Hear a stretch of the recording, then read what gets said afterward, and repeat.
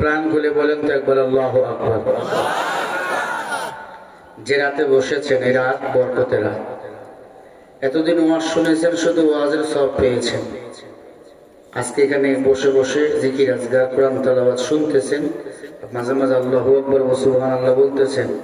আল্লাহ তাআলা প্রতিটি সেকেন্ডে সেকেন্ডে আপনার আমার গুনাহগুলো মাফ করতেছেন। এবং হাদিস শরীফের মধ্যে আসছেন আল্লাহ রাব্বুল আলামিন রাত্রি যত গভীর হয় তত নিচের দিকে ধাপিত হয়। পঞ্চম থেকে সপ্তম থেকে ষষ্ঠ, ষষ্ঠ থেকে পঞ্চম, পঞ্চম থেকে চতুর্থ, তৃতীয় দ্বিতীয়, এরপরে প্রথম আসমানে এসে আল্লাহ বলে আজকে কে আমার কাছে কে কি চায়, যা চায় আমি আল্লাহ আজকে তাই দিয়ে দেই। ইন্না আনজালনাহু ফি লাইলাতিন মুবারাকাহ, সূরা দুখানের 3 নম্বর আয়াত। আল্লাহ বলে নিশ্চয় আমি আল্লাহ বরকতপূর্ণ রাত তোমাদেরকে দিয়েছি। ইন্না কুন্না মুনজিরিন, বরকতপূর্ণ রাতে আমি আল্লাহ কোরআন নাজিল করেছি। একটু খেয়াল করেন, তবে সতর্ক থাকো। কোরআন নাজিল করেছে কোন রাতে? ইন্না আনজালনাহু ফি লাইলাতুল কদর, কদরের রাত্রিতে আল্লাহ কোরআন নাজিল করেছেন, ঠিক না? কিন্তু আল্লাহ বলে বরকতপূর্ণ রাতও আমি আল্লাহ তোমাদের দিয়েছি। লাইলাম নিসফু মিনাশ শাবান, আল্লাহ রাব্বুল আলামিন বলেন আমি আল্লাহ যে বরকতপূর্ণ রাত দিয়েছি তোমাদেরকে, শাবানের মধ্যবর্তী রজনী 14 তারিখ দিবাগত রাত। এই রাতে যারা ইবাদত বندگিতে মশগুল হয়ে থাকে এবং আমি আল্লাহকে ডাকে একা একা বা দলবদ্ধভাবে আমি আল্লাহকে ডাকে, বান্দার 1 বছরের গুনাহ মাফ করে দেই তথা 80 বছরের জীবনের গুনাহ মাফ করে দেই। এখন বলেন আপনার আমার জীবনের গুনাহ আছে না নাই? আছে। এই রাতে আল্লাহ সব মানুষকে মাফ করে দেন 3 ব্যক্তি ছাড়া। 1 নম্বরে শিরিককারী, 2 নম্বরে হিংসা চকলখড়িতে মগ্ন, সবসময় একজনের হিংসা করে। এমন মানুষ নাই? গরিবের ছেলে বড় হলে কয় গরিব এত বড় হয় কেন, গরিবের ছেলে চাকরি পাইলে বড় লোকের জলে। হিংসুকে আল্লাহ পছন্দ করে না, হিংসুকে আল্লাহ এই রাতে মাফ করে না। হিংসা থেকে ফিরাবার দরকার আছে না নাই? ওয়াজ মানে কিন্তু উপদেশ, ওয়াজ আমার না, ওয়াজ হলো আল্লাহ। ইন্নাল্লাহা ইয়া'মুরু বিল আদলি ওয়াল ইহসান ওয়া ইতা'i যিল কুরবা ওয়া ইয়ানহা আনিল ফাহশা'i ওয়াল মুনকার ওয়াল বাগই ইয়া'iদুকুম লা'আল্লাকুম তাযাক্কারুন। সূরা নাহলের 91 নম্বর আয়াত। আল্লাহ বলে ওয়াজ আমি করি, ওয়াজ আমি আল্লাহ করি, দুনিয়ার কেউ ওয়াজ করে না। ওয়াজ মানে হলো উপদেশ। উপদেশটা কার? আরো জোরে বলেন কার? এই ব্যক্তিকে আল্লাহ তাআলা এই রাতে সবাইকে মাফ করেন। কয় ব্যক্তি ছাড়া? 1 নম্বর ব্যক্তি কারা? শিরিক যারা করে। শিরিক আল্লাহর সাথে পাল্লা দেয়, আল্লাহর সাথে কাউরে মিলিয়ে দেয়, আল্লাহরে সেজদা না দিয়া মাজারে সেজদা দেয়, আল্লাহর কাছে সন্তান না চাইয়া পীর বাবার কাছে যায়। এমন মানুষ এই এলাকায় আছে? লক্ষ্মীপুরে আছে? নদীপাড়ায় নাই? নাই আছে? আমার ভাইরা 3 নম্বর যারা বেদাত করে, যে কোনো বিষয় নিয়ে বাড়াবাড়ি, হুজুর ওটা করবেই না, জোর করে না বলে চাকরি নেই, হুজুর চাকরি হারাবার ভয় মাইয়া দেয়। বেদাত যারা করবে তাদেরকে আল্লাহ ক্ষমা করে না। 3 ব্যক্তি ছাড়া সব ব্যক্তিকে আল্লাহ এই দিন মাফ করে দেন। এমনও কবল ভরা এলাকা আছে আজকে রাতের বেলাও ইবাদত করতে পারে নাই, আজকেও এসা পড়ে নাই। এমন মানুষ নাই না? আছে।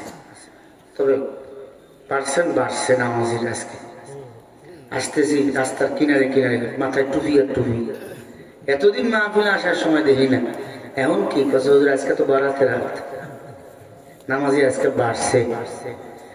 ওই নামাজ সারা রাত কইরা যদি মানুষের অমঙ্গল চাও, ওই নামাজ কবুল হবে না। কি এমন মানুষ নাই? সারা রাত নামাজের মধ্যে বইয়া মানুষের নামে বদদুয়া করে, আল্লাহ আমি যেন বাড়ি গিয়ে দেখি অমুক বান্দাটা মরে গেছে। আগের জামানায় মানুষ ঘোড়া চড়ে বিয়ে করতো, ঘোড়ায় চড়ে চড়ে। এক লোক ঘোড়া কিনছে, এক ছেলে বিয়ে ঠিক হয়ে গেছে, তার সব ঘোড়ায় চড়ে বউরে নিয়ে আসবে। ঘোড়াওয়ালাকে বলছে, ভাই তোমার ঘোড়া যদি দাও আমি এই ঘোড়ায় করে আমার বউরে নিয়ে আসবো। কয় পারবো না দিতে, কি করবি? আল্লাহর কি কুদরত, 2 দিন পরে লাইলাতুল কদর রাত্রি অথবা বারাতের রাত্রি সারা রাত ইবাদত বندگی করে ফজরের মুনাজাত রাখে, বলে আল্লাহ বাড়ি গিয়ে যেন দেখি ওর ঘোড়াটা পড়ে মরে গেছে। ও আমারে ঘোড়া দেয় না বিয়ে করার সময়। বাড়ি আইয়া দেখে তার মা গালে হাত দিয়ে বইয়া আছে। হ্যাঁ মা টেনশন কেন? কয়ে বাবা গোয়াল ঘরে গিয়ে দেখ তোর নতুন গাভীটা পরে মরে রয়েছে। বান্দা কয় আল্লাহ তুমি কি ঘোড়া আর গাভী চেনো না? আল্লাহ রে আল্লাহ তুমি কি চেনো না? আল্লাহ কি চেনে না? কথা বলে না গে। ওয়ামাকারু ওয়ামাকারাল্লাহ আল্লাহু খায়রুল মাকিরিন।